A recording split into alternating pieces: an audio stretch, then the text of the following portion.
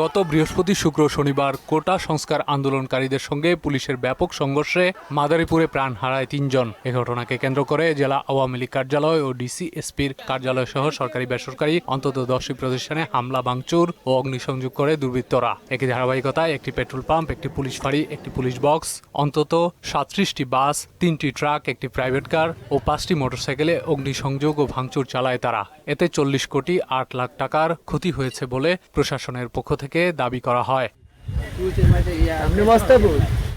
সরকারি বেসরকারি সম্পদ ও স্থাপনায় হামলার ঘটনার বিচার দাবি করেছেন স্থানীয়রা। দুষ্কৃতকারী আমাদের ডিপোতে হামলা করে এবং বাস ডিপোতে হামলা করে, সার্বিক ফিলিং স্টেশনে হামলা করে, সার্বিক স্টেশনে ব্যাপক ভাঙচুর করে ক্ষতি সাধন করে। মুক্তিযুদ্ধ মিলাদুন সহ আরো অনেক পুলিশ ফাঁড়ি, মানে এই ধরনের নিকার কাজ আমার মনে হয় মাদারীপুর এই 40-50 বছরের ভিতরে এইগুলো কোনোদিন ঘটে। দেশি বিদেশে একটি কুচক্রী মহল এ নির্মম ঘটনা ঘটিয়েছে বলে দাবি স্থানীয় আওয়ামী লীগ নেতা ও পৌর মেয়রের। দেশীয় এবং আন্তর্জাতিক একটি চক্র, এটি একটি এই সরকারের বিরুদ্ধে সম্পদ হানির মধ্যে দিয়ে মানে আন্তর্জাতিক পর্যায়ে বাংলাদেশের সরকারকে ভাবমূর্তি নষ্ট করে এবং রাষ্ট্র ক্ষমতাকে কক্ষিগত করা এবং এই সরকারের বিরুদ্ধে ভাবমূর্তি নষ্ট করা। এ ঘটনায় পুলিশ বাদী হয়ে 4টি মামলায় 293 জনকে আসামি করা হয়েছে। আসামিদের গ্রেফতারেও চেষ্টা চলছে বলে জানালেন এই পুলিশ কর্মকর্তা। জনগণের জানমাল নিরাপত্তার জন্য আমরা বিভিন্ন স্ট্র্যাটেজিক পয়েন্টে পিকেট ডিউটি এবং বেশ কিছু